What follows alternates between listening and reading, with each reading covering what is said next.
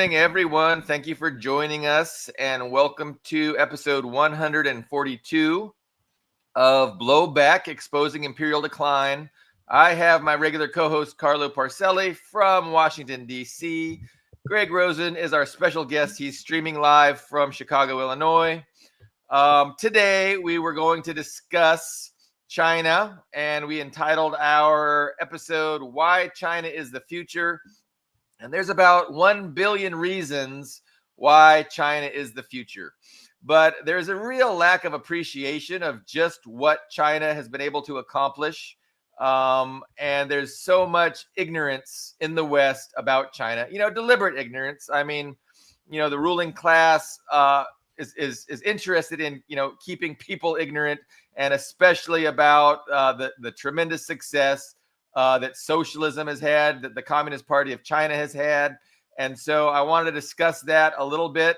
So obviously in 1949, China's civil war ended. The communists were victorious. The Western-backed proxy force had to flee to Taiwan, and they were protected there, by the West, by the United States. But China was essentially immediately, under economic embargo because, the Cold War had started and the West was trying to destroy and make life as difficult and miserable as possible for socialist countries. So, China was, at first they were able to rely on the Soviet Union for trade and expertise. And as they developed from 1949 onwards, the Soviets were at first helping them. But then once Stalin passed away, probably murdered, Khrushchev, who probably helped murder him, took power. And he was a real fuck. Like, nobody liked Khrushchev. He really dishonestly attacked the legacy of Stalin. And he just wanted to, really, provide the West. He wanted to ingratiate himself with the West, and so he was willing to shit all over the legacy of the Soviet Union, to ingratiate himself with the West. And that kind of pissed off the communists in China. That kind of pissed off Mao, and it really did lead to the Sino-Soviet split, and which again resulted in China being forced into this economic development model of self-sufficiency. So China was in this forced developmental model of self-sufficiency, and they had very limited access to things. And so they just, only had themselves and their underdeveloped country to rely on.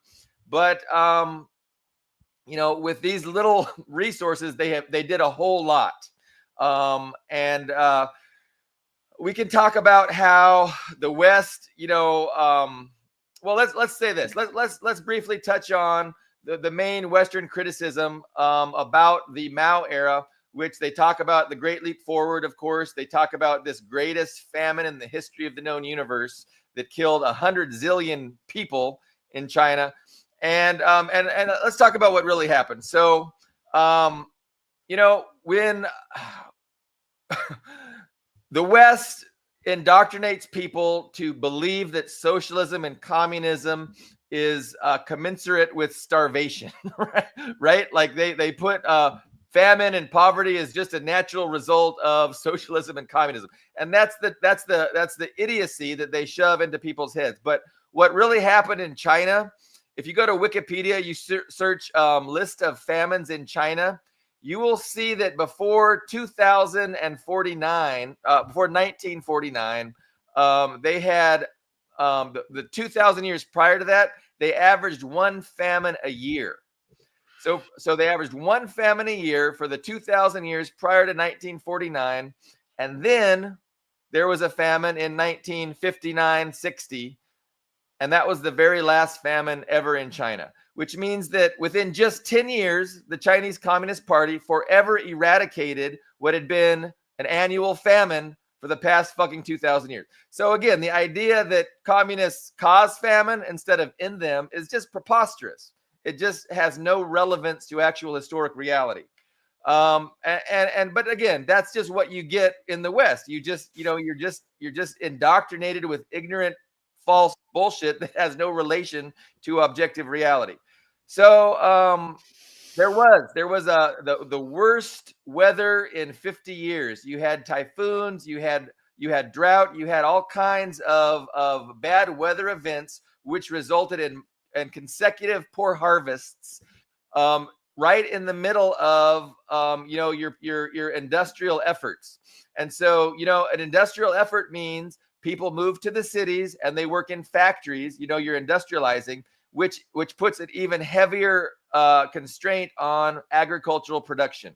So it was a bad time to have bad weather, and there was definitely famine and hardship. But some interesting facts, right? So some interesting facts. Even at the height of the Chinese famine, the so-called worst famine in the history of the known universe, the mortality rate was basically exactly what it was at the same time in India. It was exactly what it was at the same time in India, and India didn't have a famine.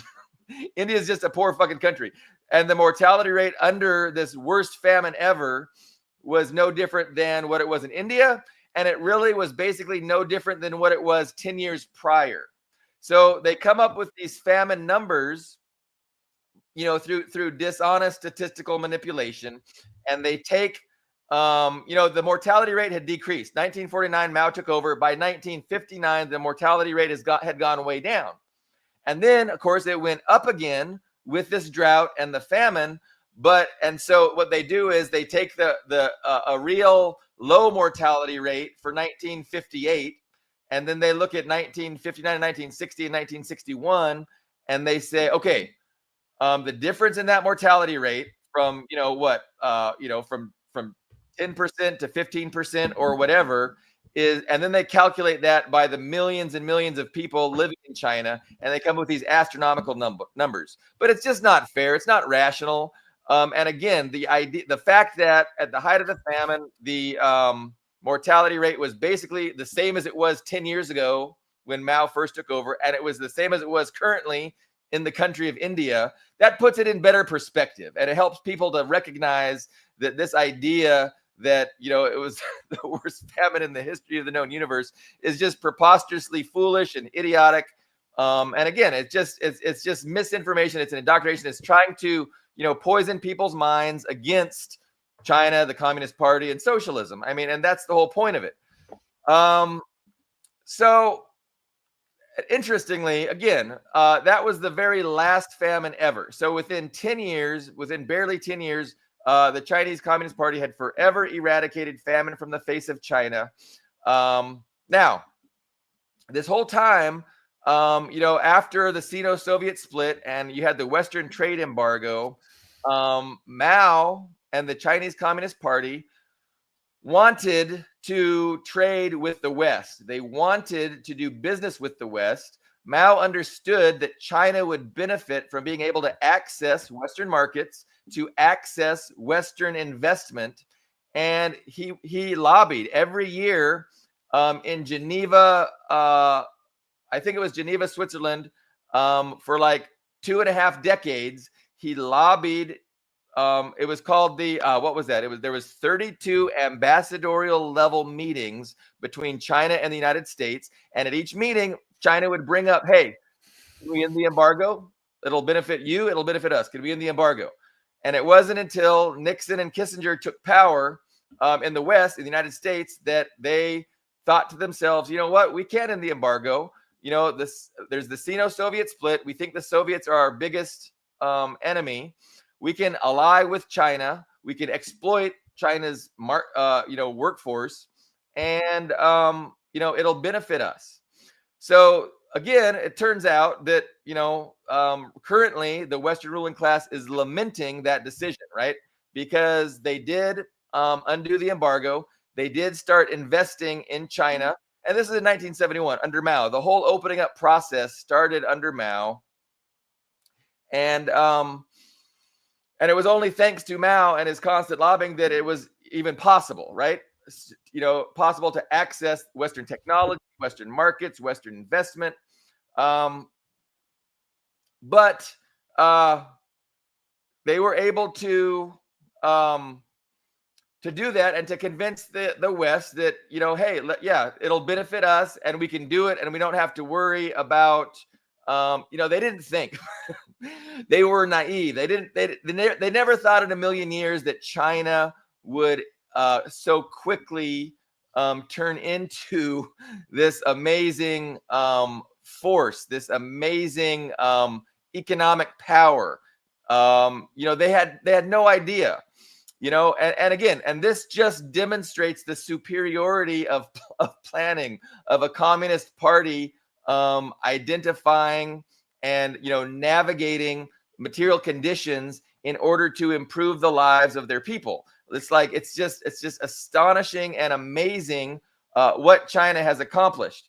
And again, so the West never in a million years saw this happening. They thought they could exploit China's labor force in perpetuity, reap massive profits, and China would stay like India is. That's what they were thinking. So it wasn't until about maybe 10 years ago that alarm bells started going off in the West regarding what China actually did accomplish. And so you've seen there's this pivot to Asia. Obama was trying to do the pivot to Asia. He was trying to do that trade agreement in Asia that excluded China. And so that's when, you really saw the anti-China rhetoric coalescing. They realized that, their attempted effort to regime change and to do a color revolution and put in a friendly, compliant government, as happened at Tiananmen Square, they realized that was going to fail, that the Communist Party was solid and supported, and they were not going to be able to get rid of the Communist Party and put in a puppet government. And so, so they started thinking about other ways to deal with China. So I've kind of brought us quickly. I think I probably missed some things. Does anybody have anything to add to my brief history where I bring us up to now and where the U.S. is really seeing China as this tremendous threat that they've got to deal with? Greg. The Pompeo speech, right, towards the end of Trump, where he declared the Nixon strategy having failed, I think is a big jumping off point. That's where they said they realized Communist Party's not going anywhere. And that was under Trump's first regime, Trump regime 1, right? Yeah. I can't remember what year. Yeah, and so I agree. Like, I think that's when China too also realized that this nice ride was going to come to an end, that this good arrangement, this good relationship was going to come to an end. And that's also when I think China really started preparing, because like you said, Pompeo made it absolutely clear that U.S. policy is going to change, and we're going to, start targeting and treating China like an enemy. And I remember Trump in his first term, he tweeted, and I've mentioned this before, he demanded that all Western corporations immediately leave China. He did that in a tweet. And of course, nobody listened and everybody laughed at him. But, Trump term 2, he's trying the same thing, only with a little bit of a different approach other than tweeting. He's got a little bit more of a plan. Okay. So we got some comments. So Todd is asking if I saw this debate with the Nazi. Yeah, that guy was a Nazi. I did watch this debate, and I was shocked that guy would be platformed. Like, he was just a straight up, the Jews run the world, and they're evil. that's what the fuck his argument was. It was really bizarre that guy even got a platform. But you missed it. And then Brian, Communist Party was among the first to recognize that Khrushchev was a revisionist. Yes, that's true. And let's see. Mao wrote an essay called "On the Legacy of Stalin" or something that really went after Khrushchev and just exposed him for the dishonest, revisionist, duplicitous liar that he was. Using his own words against him, etc. So, Okay, where are we going to go from here? I would just mention as an anecdote, our visionary vice president, I say that sarcastically, recently made the statement that what we do is we send orders to China, get 700 million peasants build, and then they send it back here, and we buy them and send them the currency back there. And he called them peasants. That was very infuriating to the Chinese people in general when you see what they've accomplished in a very short period of time. What did he? Yeah, he said Chinese peasants. What was the quote, and how did that? I forget exactly what he said, but he definitely referred to, like, we're in debt to Chinese peasants or something. And yeah, they loan us money to buy their goods or something. And I mean, that's got to be deliberate. I mean, he's not. Yeah. He can't be just talking off the cuff and accidentally use that phrase. I don't think.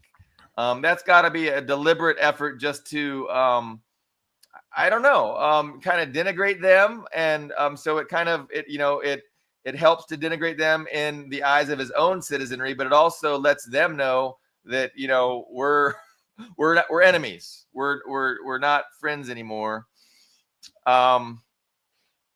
So, okay, why China is the future?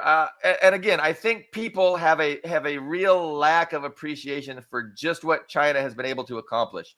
Because in 1949, they were one of the, if not the most poor, underdeveloped, and impoverished countries on the planet, to include Africa, to include sub-Saharan Africa.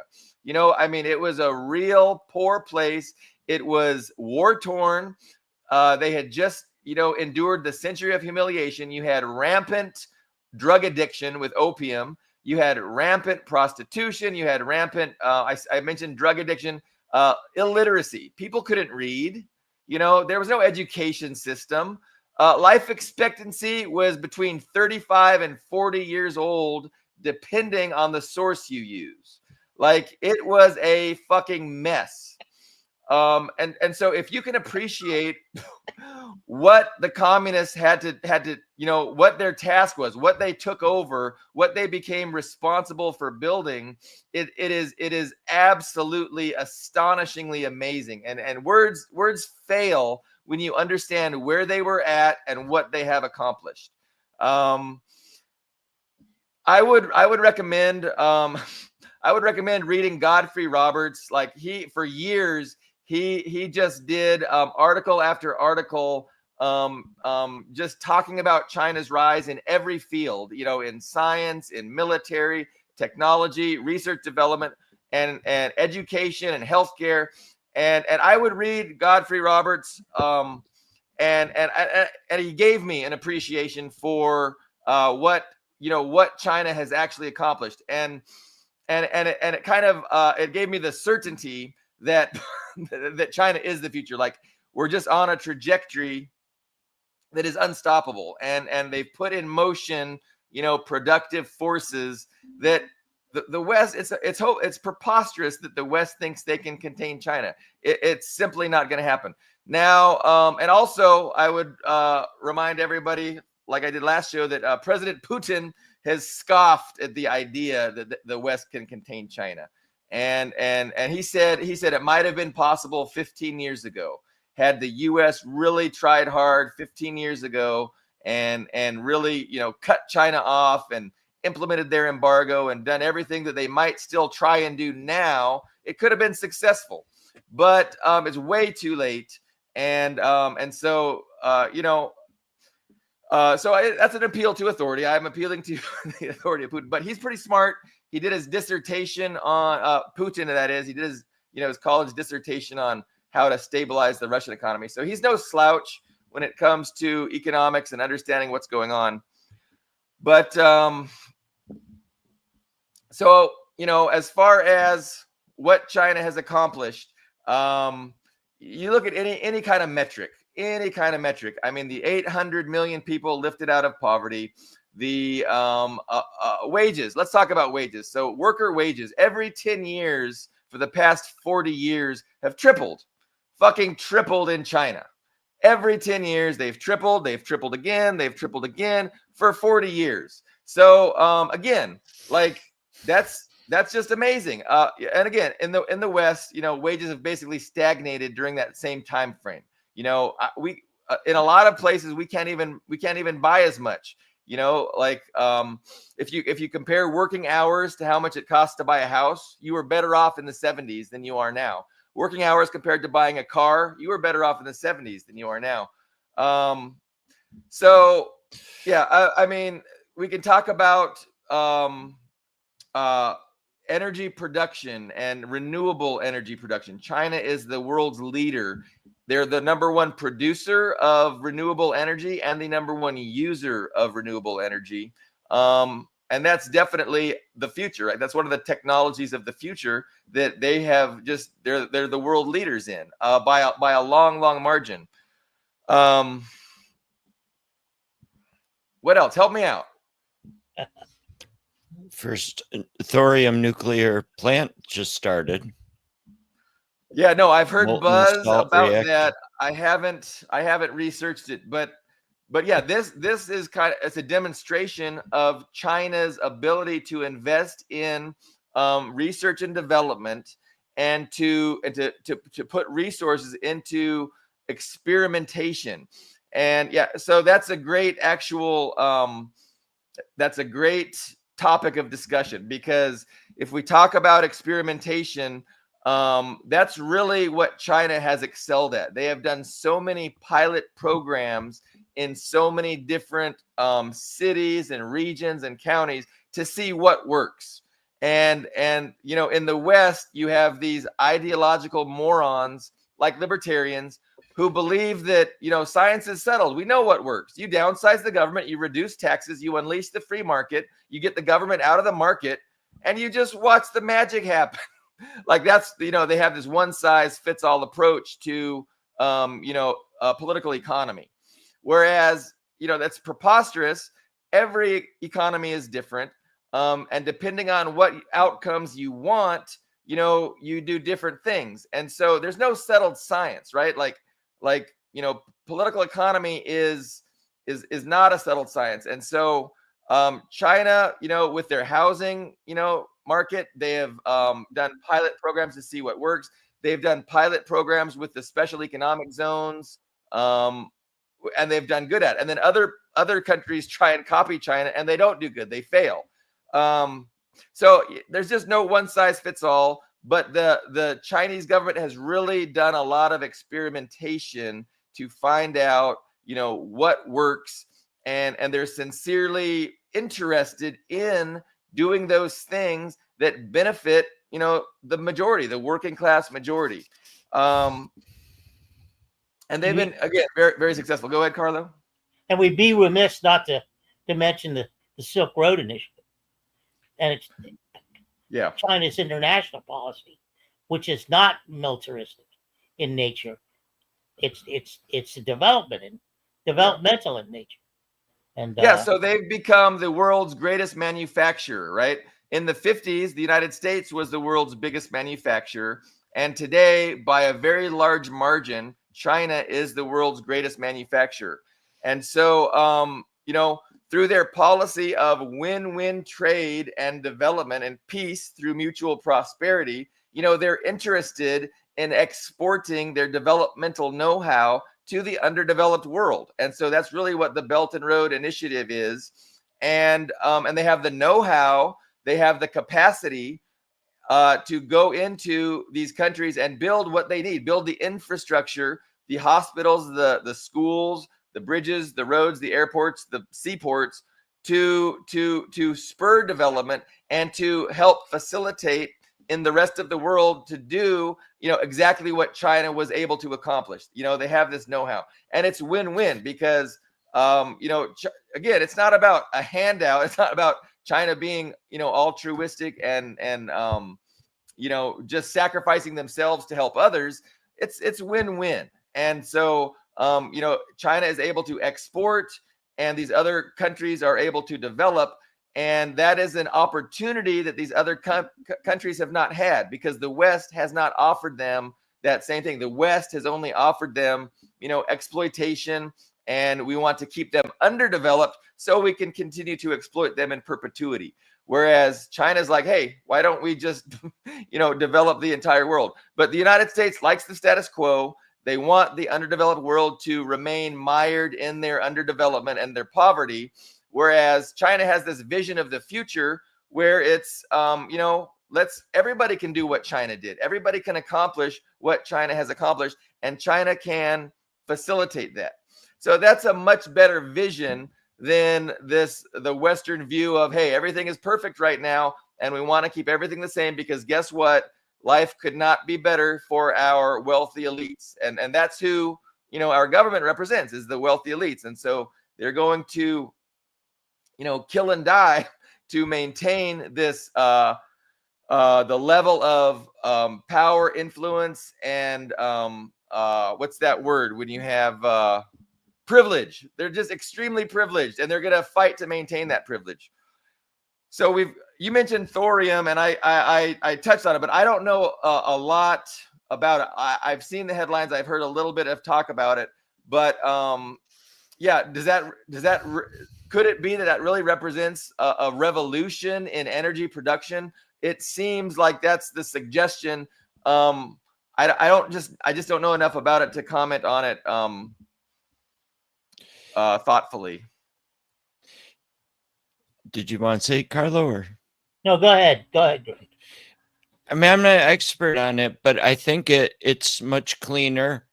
The waste is much smaller, shorter lasting. I think if it's done, depending on how it's done, it can be practically permanent.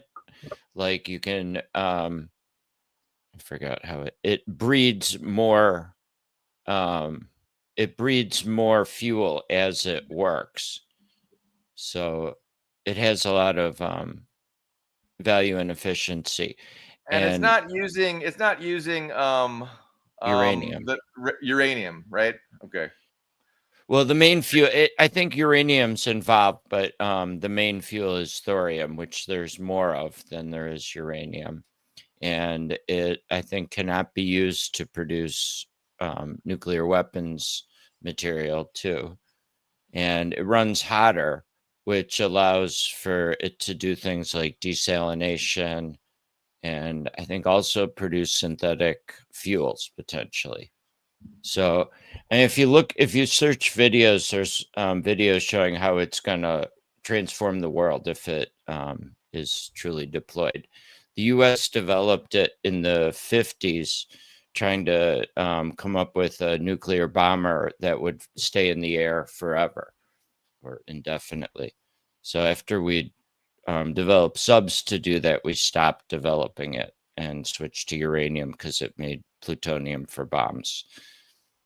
So China, I guess, picked it up from us and has been working on it for a longer time because of its potentials. I mean, and it makes sense. China is the world's, I think, world's leading energy consumer. I mean, again, they're 20% of the world's population, so they are the, one of the biggest countries, but they consume, more energy than any other country. And so, and they don't really produce, they don't have a lot of oil. They do have coal. They use coal a lot, but they're definitely want to have energy independence. It's definitely an interest that they're pursuing. And so they're pouring money into research and development. And hopefully, I mean, this technology could pan out and just, be a blessing to the world, right? Like, I mean, everybody needs cheap, clean energy. And if the developing world had access to that, they could quickly develop. And that's part of the ways, controlling the energy is part of the ways that the United States enforces the status quo to be maintained and doesn't allow people to break out of, the system that again only benefits the wealthy elites. But same thing with processors, same thing with technology. The United States tries to contain China. They want to cut off China's access to the most technologically advanced chips and things like that, which forces China to just invest more. And what they've done with their education system, the number of engineers and STEM graduates is just amazing. It's like they have more STEM graduates every year than like Europe, the United States, Canada, Australia, and Turkey combined, right? Like it's just astronomical how awesome, and it's world class. Like they have world class universities, and they're just pumping out tons of well-educated people to work on these projects, that are ultimately going to benefit humanity. But obviously, also it's gonna benefit China. So, so the chips, they've overcome these.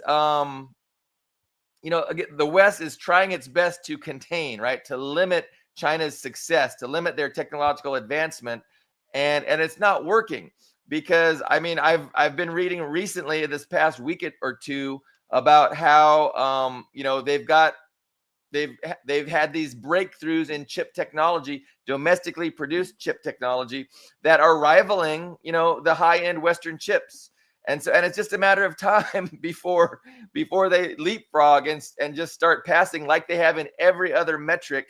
If you look at like a high-speed rail, there was for a while China was behind, and now anyway. So that's what's going to happen with chips because you just can't stop what China's doing. I was engaged with Michael Tracy once. He's a commentator. He's kind of fun. He hangs out with Glenn Greenwald, and I enjoy his attitude, his personality. But he's definitely not a communist, right? Not a big proponent of China like other leftist kind of libertarians.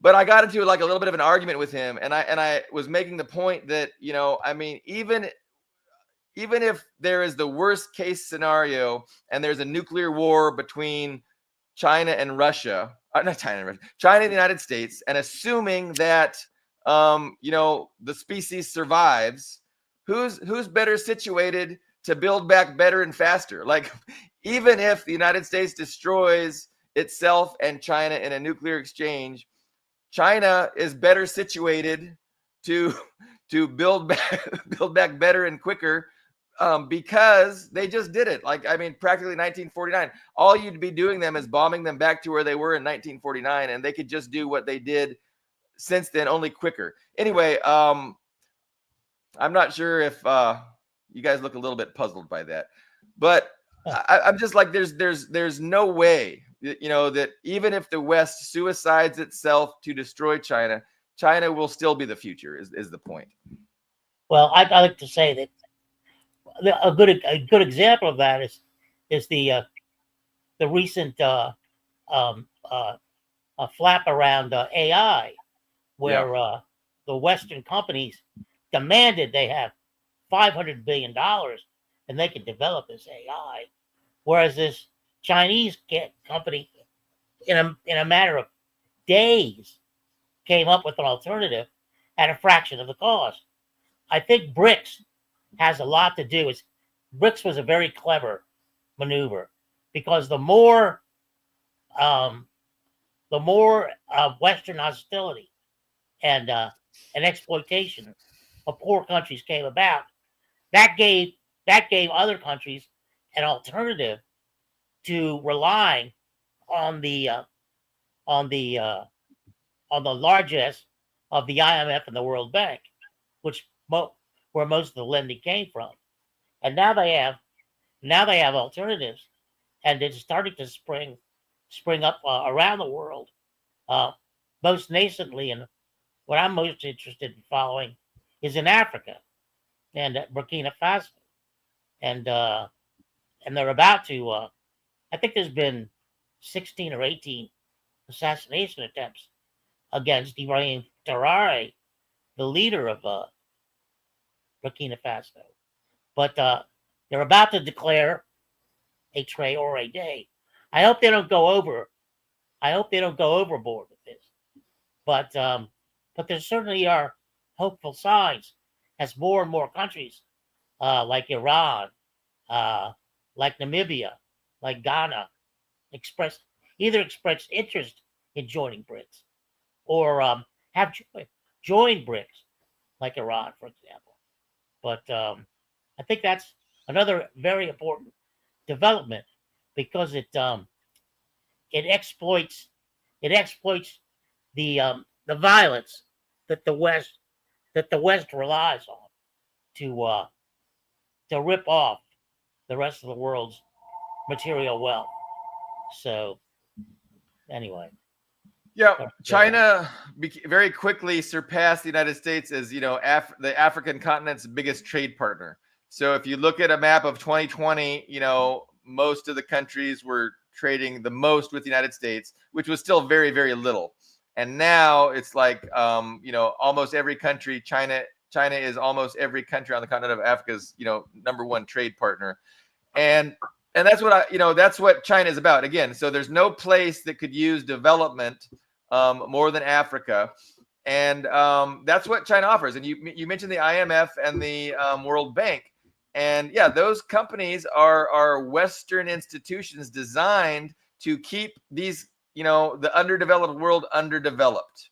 That's its purpose. And so China represents an alternative to that, which was not available to the underdeveloped world. And then, yeah, Traoré in Burkina Faso, he's seems to really be pushing, an effort to, get out from under the boot of colonialism, to have independence, and to develop,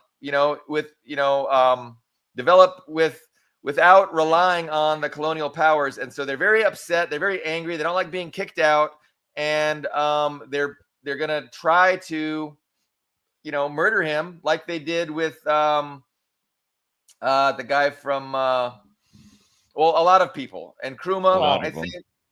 And Sankara, the previous Sankara, Sankara, and of course Lumumba and Nkrumah. Yeah.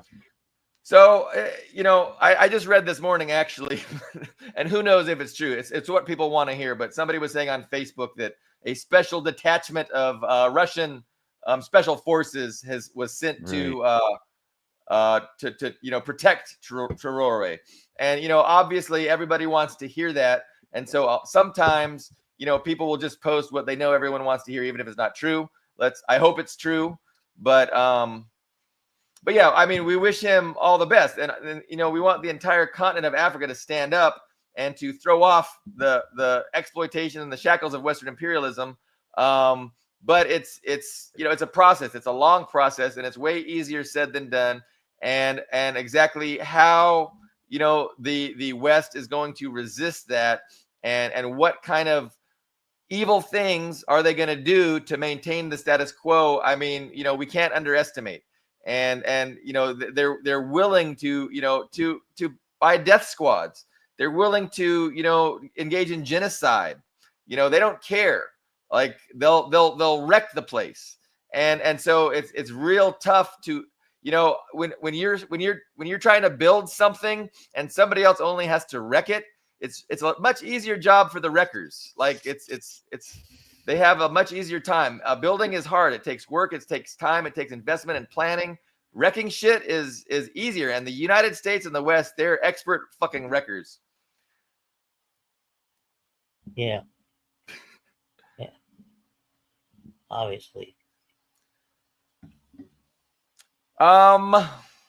China. Back to China. Yeah. What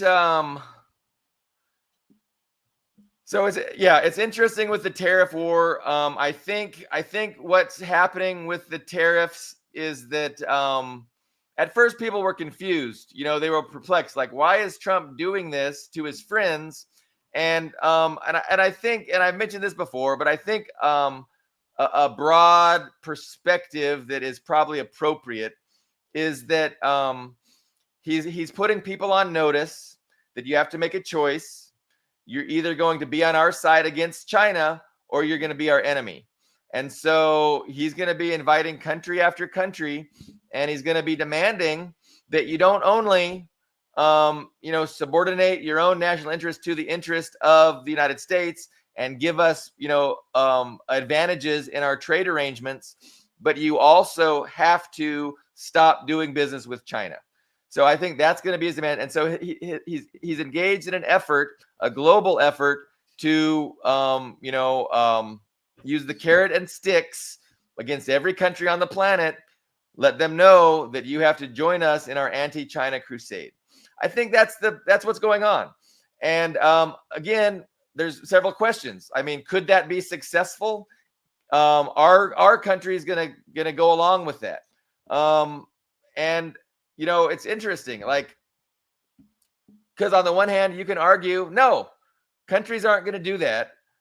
Trump's delusional to think that he's going to coerce or use carrots to get countries to go against their own best interest in such a preposterous way by cutting ties with the world's biggest manufacturer just to do business with the US that doesn't really do anything for anyone. But let's say he's successful, because in a way, the ruling class, the capitalist elites that govern these other countries, are ideologically opposed to China as well. And so they might be interested in, getting rid of this great example that, that China represents, this great alternative to oligarchy, this alternative to capitalist exploitation that China represents. And so they might be, a lot of countries might be interested in doing this thing and joining the United States and doing their best to destroy China. So the question is then, how many countries can he get, and can he get enough to really cause harm to China and to have this approach to be successful? So I've already mentioned, I don't think there's a chance in hell. I'll refer to the authority of Vladimir Putin, who agrees with me that there's no way that this effort can succeed. But it's interesting. Can the U.S. even weather it? Right. I mean, 2 weeks, we're supposedly going to start running out of most of our stuff in the stores. Yeah, no. So we've had an issue coming up with a topic about this actual show, and so we were struggling to come up with, hey, what are we going to talk about? Because we're kind of in a holding pattern. We are waiting to find out how this is going to play out. We're like at the beginning of this thing, and so a lot of things are going to be revealed soon, and we're going to have much more to talk about and discuss very shortly. Like you said, with what Trump has already done, how is that going to, in a week or two, start really affecting our, the prices at the store and things like that, and the availability of goods. So, but again, you have a capitalist class that doesn't really care about those things. They only care about them insofar as it makes, the masses upset. I don't know if that's accurate. I mean, a lot of the capitalist class is involved in selling all these Chinese goods, right? No, okay. That's a great point, and that is true. And to elaborate on that, the capitalist class, you have a lot of self-interested capitalists that don't have a class consciousness and really don't care about anything except maintaining their own, profit margins, right? And those are the people that the actual, the think tanks and the ruling elite, the vanguard party, the vanguard capitalist party, that's who they're responsible to discipline. They have to discipline these capitalists that lack a class conscience, that are more than happy to continue to do business with China.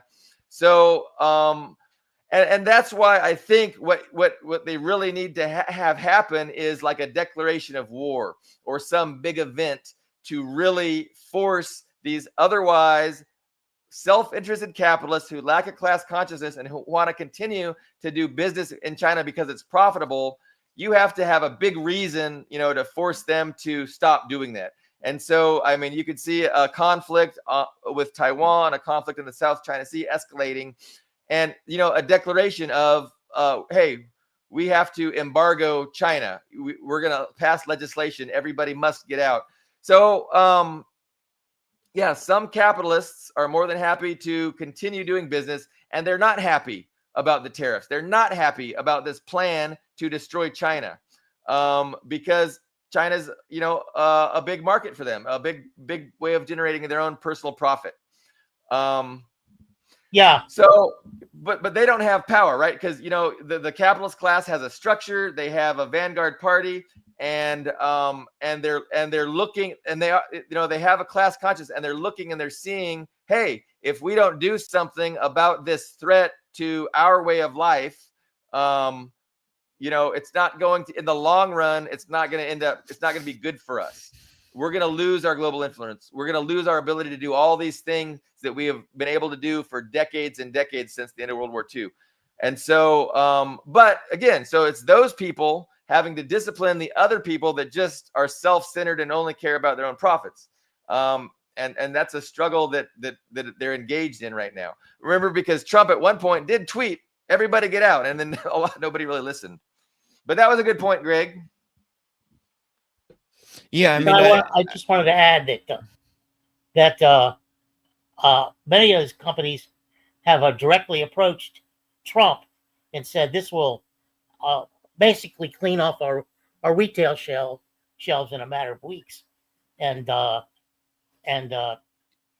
think they're trying to send a shockwave through Trump. Trump does have a habit of taking something like he has his tariffs, and overnight change them, depending on who was the last person he talked to, essentially, because he has no solid idea of what's going on. I mean, the figures and the percentages, he just pulls them out of his ass. They're all bullshit. They're even the people working for them. What was it? One of his Navarro. I can't remember. I think it's his Secretary of Commerce said that 50% of the Chinese people. Nick. Oh no, that's right. It was RFK. 50% of the Chinese people have diabetes. Wow, how big of an ass do you have to have for that one? And then it was accompanied by a whole other group of phony statistics. So he's surrounded by this bullshit. He doesn't read anything. He doesn't really know anything. So to plunge himself into this kind of dire situation that's on the fringe of basically destroying the political economy of the United States, that might be welcome to some people who've been looking for that for years, me included. But boy, when you're faced with it, it really does have a frightening tinge to it. When you see how it's going down, I mean, I could have never have imagined in my wildest nightmares, after the most loaded pizza I ever ate in my life, and then falling asleep, that an individual like Donald Trump would come along, who makes who makes falsehoods and lies of the most outrageous nature, and then people rationalize or at best just outright believe them, as though they were brought down from Mount Sinai or something like that. It's astonishing to me. I thought I understood the gullibility of the American people, but the fact that he's still able to pursue what he's pursuing now and how it can fundamentally harm everyone in the U.S. Except for people who are well padded with B's before the word illionaire is beyond me. I think people are going to suffer greatly if this goes, if he rides through this the way he intends to now. And that's the thing. So, our government has only represents the ownership class, right? So they're interested in maintaining the current system where it's a democracy, it's a government of by and for the ownership class, who is interested in identifying the interests of the ownership class and pursuing those interests. And often that's to the detriment of the masses of people. And so we can see that in every single policy, every single approach to domestic issues and international issues. It's the government pursuing the interests of the wealthy, often to the detriment of the working class. But so given that, again, if there's a little bit of pain in the United States, their only concern about that pain is that they want to make sure that the American people don't become revolutionary and don't feel pain to the point where they want to rise up and revolt. And they have so many mechanisms to keep that from happening. Number one, they have the media, which is going to at least convince at least half the people to suffer willingly, and that this will be a good thing, and that but so it's not hard. They have rendered the mass consciousness in the West so ignorant and so detached from objective reality that main fear that they have, that they're going to bring pain and it's going to cause people to be revolutionary, like that's not really a significant concern for them. And so they're prepared to sacrifice our well-being in pursuit of their greater class interests. And they don't really care about that. And so, I would caution people thinking that they're stupid because what they're doing is harming the people. Like, they're smart and they're okay with that, and they know what they're doing. They know they're harming the people, and they don't have a problem with that because they're not worried about people. They don't care about the people. I mean, that's the reality. What they care about is weakening China, and that is the biggest threat. China is the biggest threat. The domestic population is not a threat to them. They have rendered us ignorant, disconnected, disenfranchised. They've won in that battle. We are no longer a threat. The threat is fucking China. So they're going to do what they need to do to take out that threat, and they're not concerned about this. And that's why I think, what you're saying is correct, Carlo. Like, there's going to be some serious economic problems. There's going to be some serious interruptions with the quality of life that people have learned to expect and enjoy.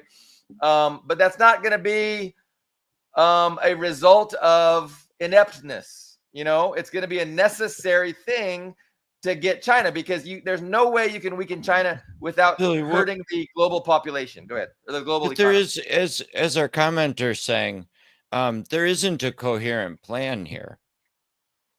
So, okay, I had something to say about that. It's like, they know they need to cross this river, and they're taking it one step at a time, and they're feeling their way on the stones.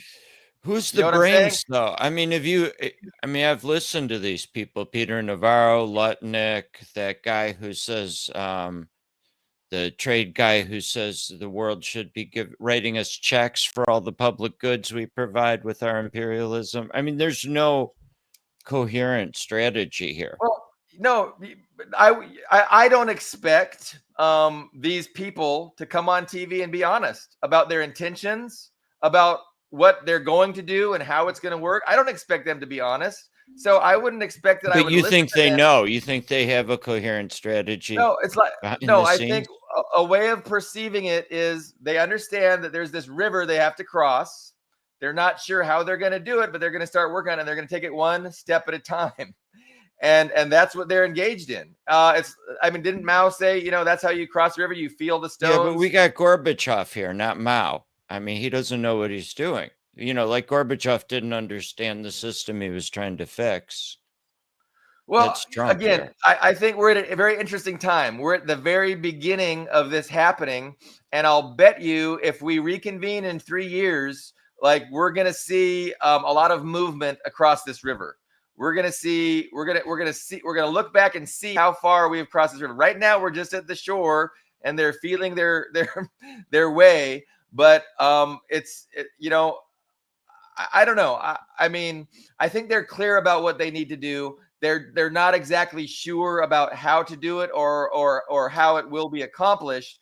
But we're going to look back in 3 years and we're going to see how far they've come. Do you think something else is going on when these CEOs such as Jeff Bezos meet with Trump's people and declare that it's going to be disastrous for their retailers? I mean, or is that, are they on the level, or are they conniving? Are they with the Trump people to make this happen? I mean, I kind of there is described that conflict among the bourgeoisie, I think. And I kind of describe that as they're feeling their way as they go, and they had to change course. Like, they had this idea, we're going to go with this, and then Tim Cook came and they changed course. Other people came and they changed course. They put a 90-day, pause on the tariffs. I think they really did expect, people to rush to the bond market as a safe haven, and they were surprised when people started selling their bonds too. I think they expect Japan to, play ball more, and so they were surprised when Japan is getting closer to China. So no setbacks for sure. I don't know if how certain they were that their original plan was going to work like to perfection. Again, I think they have an understanding of where they need to be. They see across the river, and they're going to start making their way across the river, and hopefully they get swept away real quick and it's over. But I just think they have, as they go, they're going to get more focused, and they're going to get more competent, and they're going to get more efficient at pursuing this ultimate objective. That's my concern, and I think it's definitely possible that we haven't seen anything yet like this. We're at the very beginning of this stage, and they have plans again that involve an economic collapse, that involve an embargo of China, a violently enforced embargo on all the choke points. All that is in place, and they're looking for an excuse to initiate it. And again, it could be a couple years, because people talk about 2027.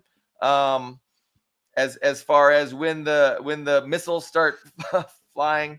Billy, go ahead. I mean, we had 4 years of Trump. He didn't accomplish any grand plans. I mean, other than tax cuts, right? I mean, does he stick to anything? I hope I am a catastrophizer. I hope I am catastrophizing. I hope I hope the correct approach is to just laugh at the West with its pathetic ineptness and ineptitude, and that's the end of it. I mean, I think something serious is happening, but I'm questioning whether it's a coherent plan that could go 3 years even. But what do you think the impetus is? Like, why shake things up? There's a crisis in imperialism, mainly, right? The U.S. hegemony is ending. That's the crisis, and they're flailing. Yeah, I don't see any strategy to deal with this. In fact, they're destroying all the foundations of U.S. hegemony, which is, the dollar primarily, right? They're destroying the currency. I mean, the currency has continued to go down even when Trump pulled back the tariffs. I tend to agree with Greg. It reminds me of that scene in Apocalypse Now, where the lieutenant finally is alone with Kurtz in the cave, and Kurtz, played by Marlon Brando, asks who's that, constantly quoting T.S. Eliot, but he asks the lieutenant, Sheen, I can't remember his first name, the older Sheen. He asks him, well, what do you think of my method? Arson. And Sheen, of course, he replies back, I don't see any method at all. And I'm sort of in the same camp as Greg is. I think there are people that wake up in the morning and they have to deal with a number of different variables, including Trump and his people, who are throwing this stuff out there, and that they're trying to keep up. They're trying to tread water, and I don't know whether they can save themselves or save the political economy of the United States, or what they can salvage. But I mean, Europe is a basket case after Ukraine. And explain the logic of Ukraine to me. Here you can turn on some of these YouTube videos that absolutely slander Trump. Oh, Trump blows a few. Trump, this is the end of Trump. None of which are true, and they never deliver. And then when they get to Ukraine, they can't make the obvious chronological switch that it was the United States that started the war in Ukraine, that's behind the war in Ukraine. They can't make, or they won't make, that obvious switch. And you go, what is wrong with these people? Now is the time of monsters. Absolutely. Now it is the time of monsters. And but I don't think we've seen anything yet, right? Again, I think they're at the very beginning of their efforts. And I think, again, I think their efforts are focused on China. I think they have a lot of cards yet to play. And again, I mean, they've spent many years retooling the Marine Corps specifically to interdict Chinese shipping in the South China Sea. Like they've spent years to do that. And I find it hard to believe, just like in Desert Storm 1, once we have 100,000 troops there, I doubt they're going to come to a peace agreement and just move all the troops back home. I just don't see that happening. And so I think, they're inevitably they're going to collapse the global economy. I don't think that's something that is, they have to, if they're going to destroy China, if they're going to weaken China, the global economy has to go down, at least temporarily. That's the only way you can hurt China, is by, crippling global trade and choking off China from energy imports, at least for a time being. And so these are cards that the United States has put in place, and they're going to play. It's like, once you put the 100,000 troops in, where do they put them in? Kuwait. They put them in Kuwait. They're definitely going to use them before they just bring them home. I mean, we did build up to attack the Soviet Union and never attacked them. I mean, that's what the U.S. does. No, I like you, Greg. I hope I'm wrong. I hope you're right. And again, I'm just giving. Yeah, I mean, we're building it up, but we can't manufacture the ammunition, right? Still. Well, we've got these tech bros. What's he named his company after that sword from Lord of the Rings, Anduril or something, and he is engaged in manufacturing autonomous drones and subs, right? And so that's the future. The future of warfare is drones. It's underwater drones, and it's obviously air drones, and you can wreak a lot of havoc. You can interdict shipping lanes for a long period of time using 100,000 sub drones, just destroying everything. So I mean, if we can't manufacture missiles and artillery, I don't know about mass manufacturing the rest of that stuff. And again, I don't think the United States is going to be interested in invading China and winning a ground war in China. They're just going to be interested in crippling China's imports and exports, right? And you can do that. And I think the Western military industrial complex, I don't think we should count them out entirely. But I don't want to suggest like it's a winning strategy. I'm not arguing that the United States is going to be able to contain China and defeat China.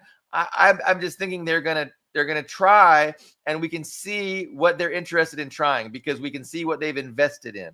And so they've invested in drone technology with, you know, a couple of big MIC corporations. I'm sure the viewers have seen the exposés in the mainstream media about these awesome corporations that are going to help us defeat China. And that's how they're marketed. That's how they're sold to the public.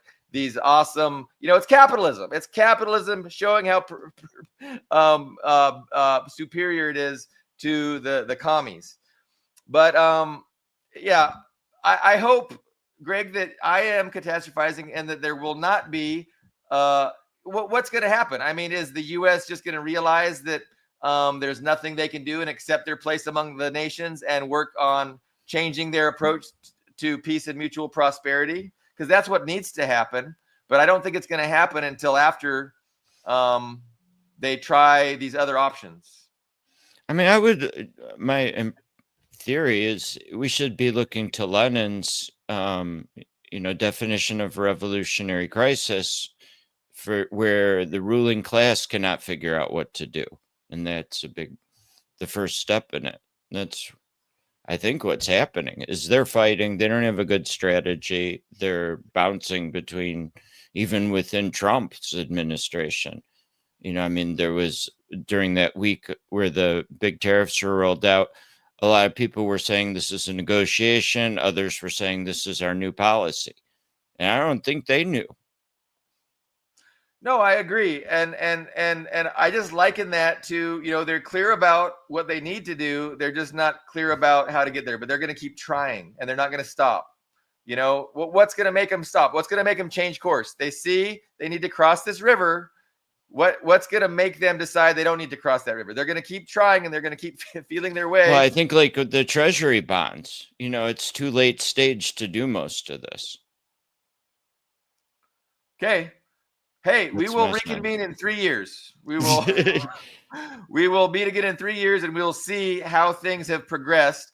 I'm a little bit, you know, I'm pessimistic. I think that the United States has some cards that they think they can play, that they think are going to help them. I don't think those cards are going to help them. I think those cards are going to be very disastrous for the entire planet, for the United States, and for China. Like, it's just going to be bad all the way around. It's unnecessary. Trump is the perfect vehicle to do this because nobody likes Trump. The ruling class is going to blame Trump. It's going to blame Trump for all the pain, and then it's going to come out the other side, you know, with the normal establishment will return on the other side of Trump and, you know, continue the policies. But again, they hope to be in a better spot. They hope that they can, through the chaos and the catastrophe, they hope that they can significantly weaken China and then come out the other side without China being a threat to, you know, maintaining their hegemony throughout the rest of the 21st century, which is what it is about. They're not giving up. They're not giving up on that. But again, I mean, that's just my opinion. And frankly, Colonel, I see no method at all. So floundering. They seem to be floundering. Yeah. So no, it's an interesting dynamic. I would argue that they're at the beginning. They're just starting, and it's not clear how they're going to proceed. And there is confusion. Again, there's not like they don't have a perfect plan. They have an objective. They don't have a plan to meet that objective, but they're dedicated to that objective. And that means that, you know, these things they've invested in and put in place, like you know, all the military installations throughout the South China Sea, overthrowing Duterte, getting Marcos in place, getting this guy in Taiwan, this real rabid, independence-minded Taiwanese president, or I think they're president. You know, like, is there a reason for that, guys? Like, I think it's obvious there's a reason, and they're going to use these pieces to further their, you know, geopolitical agenda, their geopolitical ambition, which again, that's their focus across the river. We're going to cross this river and we're going to use these assets to help us. So I think that, don't mistake the ineptness and confusion for failure or for a desire to stop trying. Like I don't think that, they're Motivation's there for sure, but coherent strategy, that's got to be there somewhere. I mean, even like think about this idea of reindustrializing. We have advanced capitalism, right? What is most of the capitalists engaged in here? Financialized capital, right? They don't want to manufacture. Right. No, it's impossible. So, I mean, it's not like there's a ruling class consensus to do this. He's going to be dragging and fighting them if he stays in power. I mean, I think it's Not to likely he mention, doesn't. They What? can't figure out. They can't even figure out how to do it as economically as the Chinese do. And I mean, this interest. That's a very interesting question about reindustrializing in the U.S. because who wants to do the industrial work? Nobody wants to do the industrial work here. If you know anything about China, you know it's a different culture. As one individual who spent a lot of time there recently said, the Chinese workers are willing to live in dormitories. They live in dormitories with all males or all females, and they're willing to do that to get ahead in the game, to earn some money. How are you going to get people to do that here? How are you going to get people? Then you get the immigration problem. How are you going to get people to pick the vegetables and fruits out of California if you don't have that kind of exploited labor?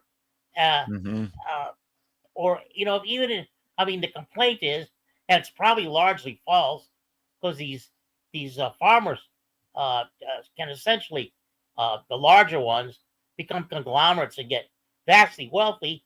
But the notion that if you paid these people decent wages and housed them decently, then your product would go up enormously in the store.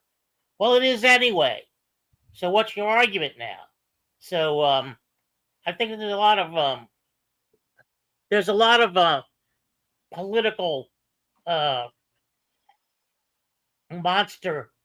monsters at play here that are still taking advantage of the situation. Still think that they can come out on top and figure out how to make enormous profits out of as they navigate their particular plans and their particular ways of surviving. So you have all these corporations that are at loggerheads with each other, all these retailers, all these wholesalers, all these middlemen, all these trucking companies. One of the Hey, by the way, truckers have to speak English now. They what? Truckers have to speak English. President Trump has declared that all truckers must speak English. They must what? Speak English. Speak English. Oh, yes. Here you go. I saw that on that one social media app, Telegram. Telegram said Trump has either issued a signing statement or an executive order, something like that, saying that truckers must speak English. But anyway, who knows? That's something I saw on Telegram, which you reminded me of. That kind of fiat ultimately doesn't work. I can just imagine they're going to be pulling trucks over. Hey, habla inglés? Yeah. Let it rot by the roadside. Well, and Carlo reminds me of something you said, Billy. The wages in China have gone up, what, you said 3 times, over 3 times? China's starting. What? Go ahead. Well, every 10 years for 40 years, wages have tripled every 10 years. And they've tripled again for 4 times for 40 years in a row. Yeah. Well, now what's starting to happen is China's starting to deindustrialize because the wages are too high. Yeah, no, as they go up the value chain in their economy, in their production, they're outsourcing the cheaper labor to other countries, and those countries will develop. And that's that's what we want to see happen. We want to see the underdeveloped world become developed and prosperous. And whereas, that's the China's, vision. Whereas the West, of course, wants things to stay the same. They want these undeveloped countries to remain exploitable and underdeveloped. Well, the implication, though, for us is that our wages would have to go incredibly down. Yes. No. To reindustrialize. Yeah. And again, I think that's kind of the plan. There's going to be pain, and they're going to say, hey, you guys, if you want to eat, you're going to have to work for less, because there's a global economic collapse, and so I'm sorry, we just have to, we can't pay you these wages anymore. And your quality of life is gonna deteriorate tremendously.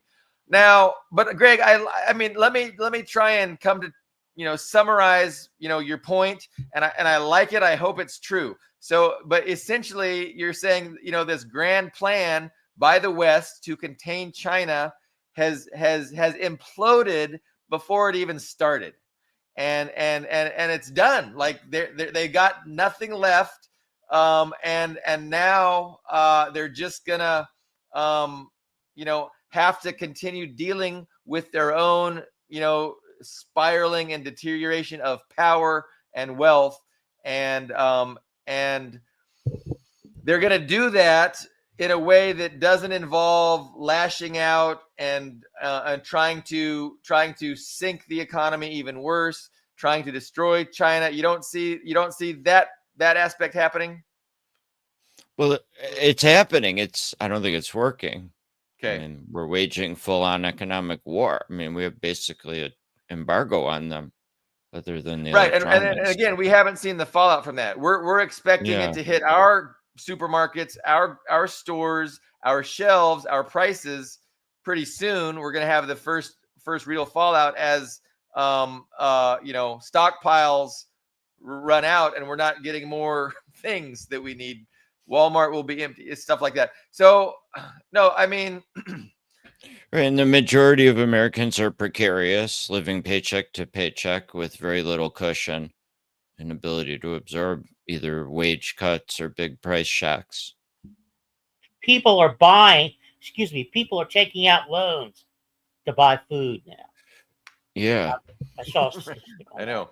You can do a pay as you go kind of thing not pay as you go, but yeah, you can charge your food and then your fast food, and then you can pay it off in increments later down the road. It's just amazing. Now, I've always been promoting this plausible scenario where it is the United States attacking Iran to initiate this global economic crisis, because I think we can probably all agree that if Israel or the United States attacked Iran, there's a very high likelihood Iran is going to respond, depending on the severity of the attack, by simply blocking oil exports from the Middle East, and also probably attacking oil infrastructure of the Gulf states that are allied with the United States and Israel. And so, energy production and energy exports will come to a grinding halt, and that will have a disastrous, calamitous effect on the global economy. And so I have long suspected that might be how they decide to kick this off and really put it into gear, because what I think we're seeing now is just the very beginning. We haven't even started really with this all-out effort to get China.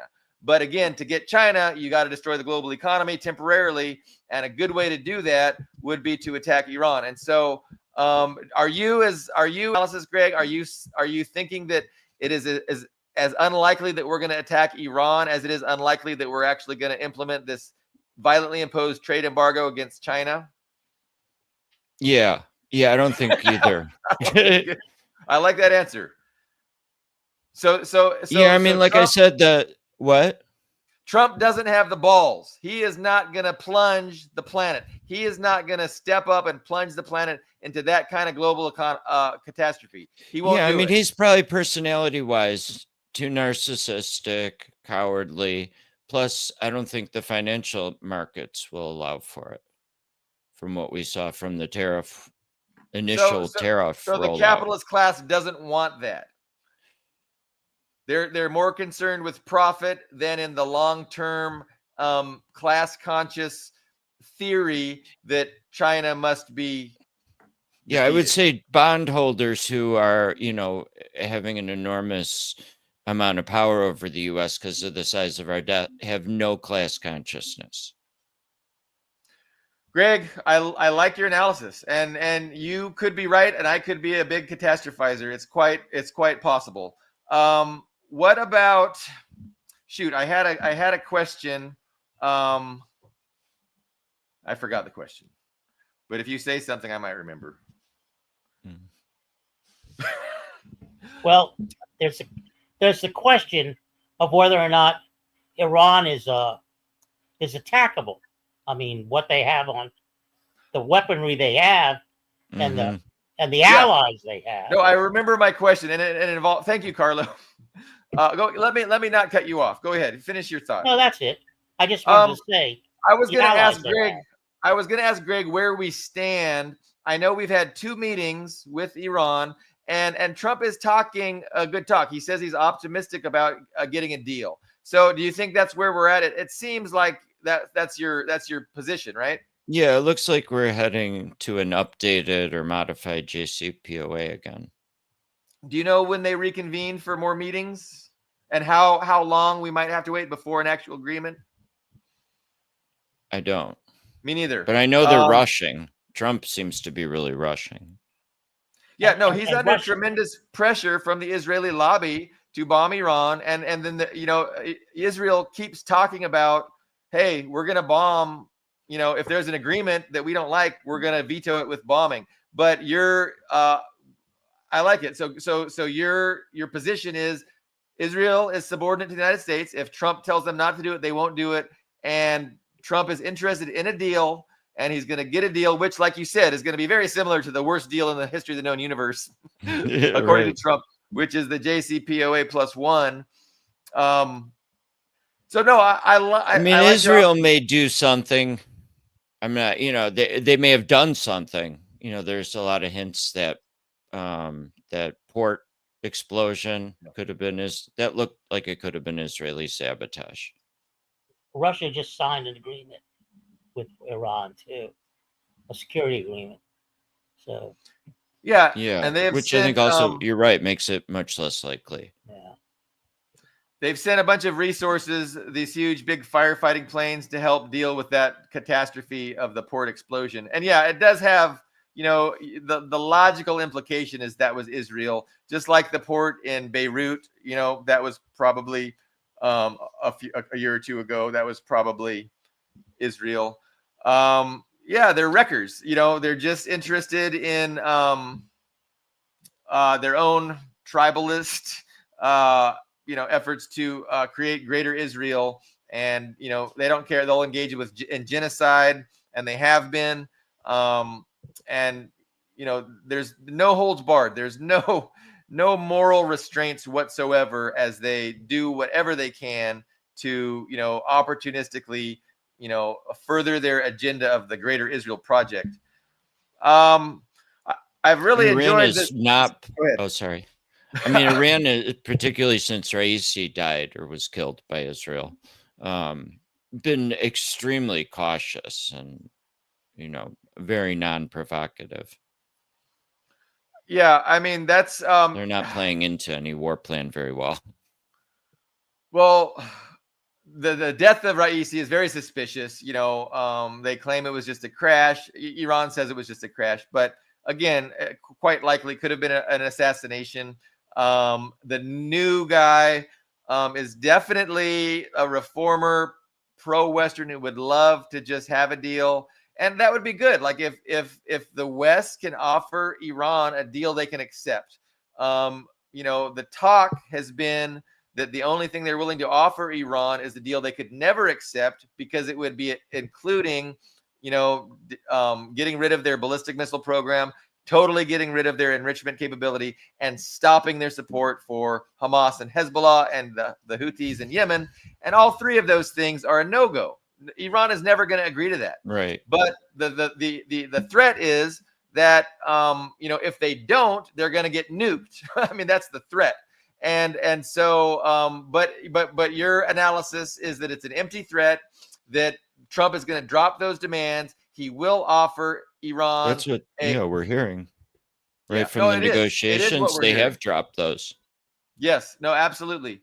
It's what I'm hearing, and so that's the way it looks. Yeah, I'm not sure when they're going to reconvene, but Israel's angry because Israel is not happy with this deal, and so we'll see if Trump is able to restrain them, or maybe Israel will attack, and then Trump will do some kind of a thing with Iran and say, "Don't respond again." It'll be a small attack, and then just suffer it.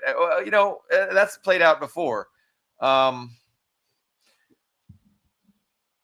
I will was say about that. to go ahead. Yes. I will say that most of the pundits that I watch, that are in tacit agreement, or I'm in tacit agreement with them, they all have military and intelligence backgrounds, and they backed off the threat of nuclear war, the fear of nuclear war.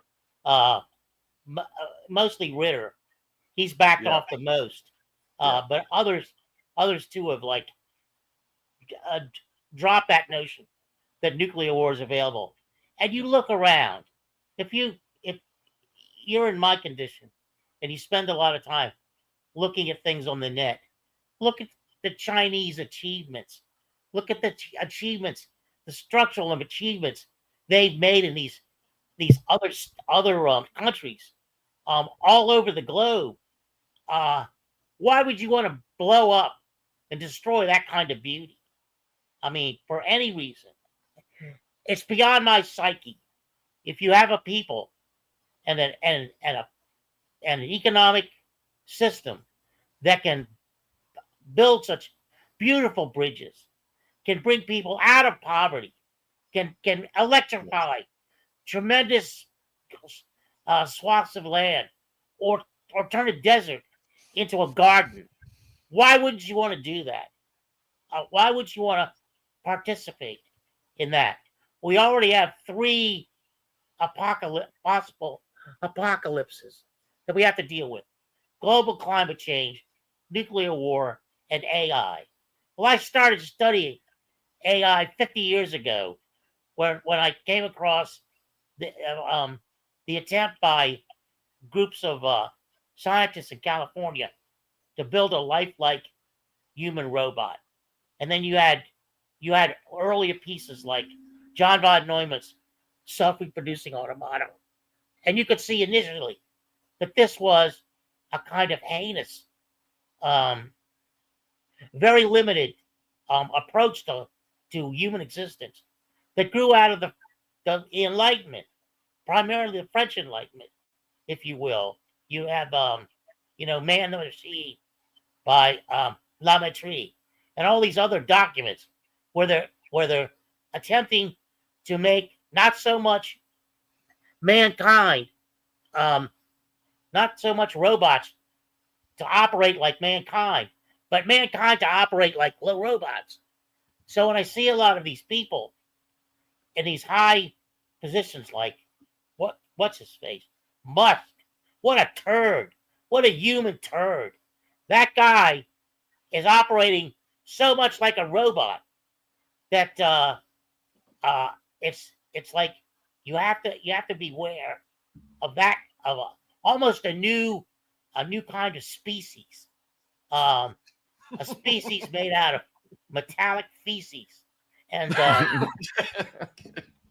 that it just boggles my mind that somebody would go in and think he could take a bunch of nascent adolescents, and without any information, any concept of how people the people that worked in government understood their jobs and the way those jobs were developed, and go in with like baseball bats and start beating up computers, beating up the people that work there, and this was going to reduce costs of government.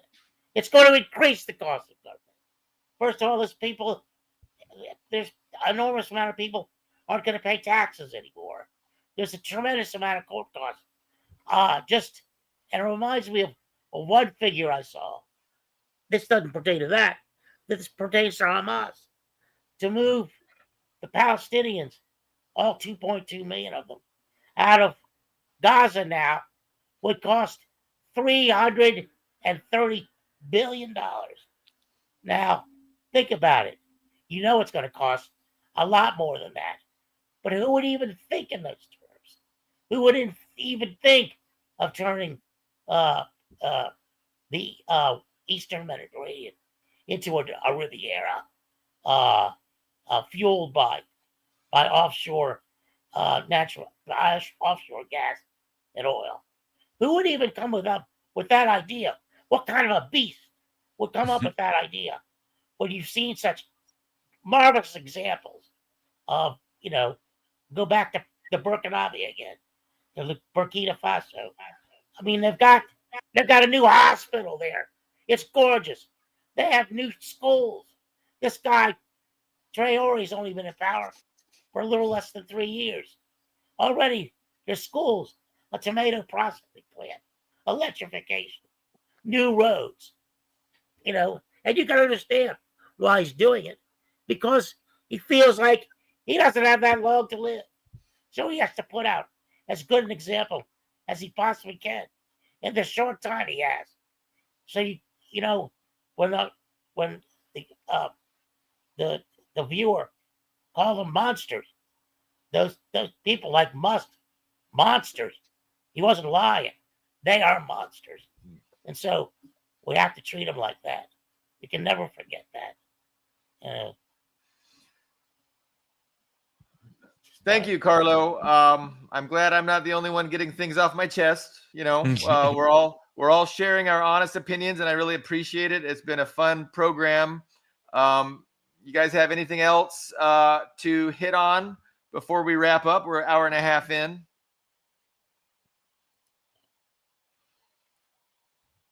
Brian shared a quote of Fidian Cunningham: "War machine masquerades as a country whose political class and mass media are so thoroughly brainwashed as to be beyond redemption." I hate to say beyond redemption. I always hold out hope, but yeah. So it's going to be interesting. We differ. Me and Greg differ on the likelihood of the outcomes. I think there's a high likelihood things turn out bad. Greg is suggesting that there's a likelihood that it might not be so bad. I think it turns out bad too, just not those wars. Yeah, I mean, I think all this is because we're in a serious crisis. But are they going to lash out, by trying to impose a military enforced economic embargo against China? Because that's that, and without that happening, and without a war with Iran, where Iran ends up destroying all the energy infrastructure in the Gulf and stopping exports, without those things happening, there's not going to be a global economic crisis. There's going to be a crisis in the U.S. only. Can't Trump do it with the tariffs? I mean, he pretty much did, or almost has.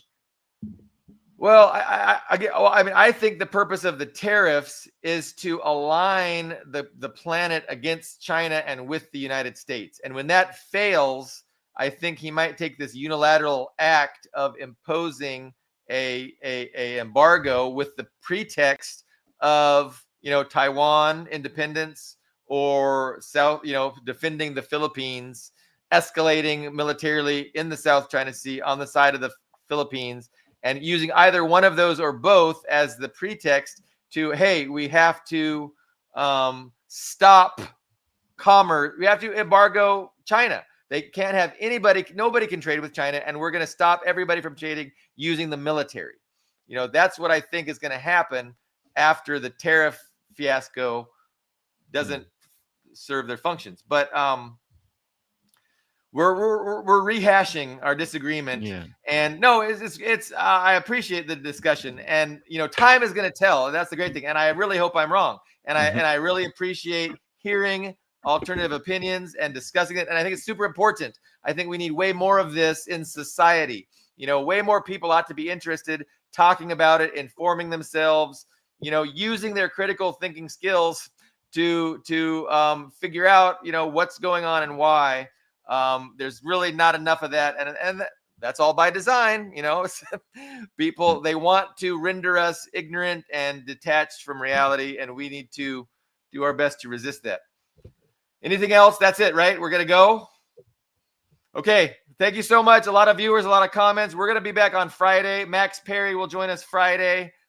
He's a great journalist. We're looking forward to that. We will see everyone then. Thank you very much, guys. Bye. Thank you.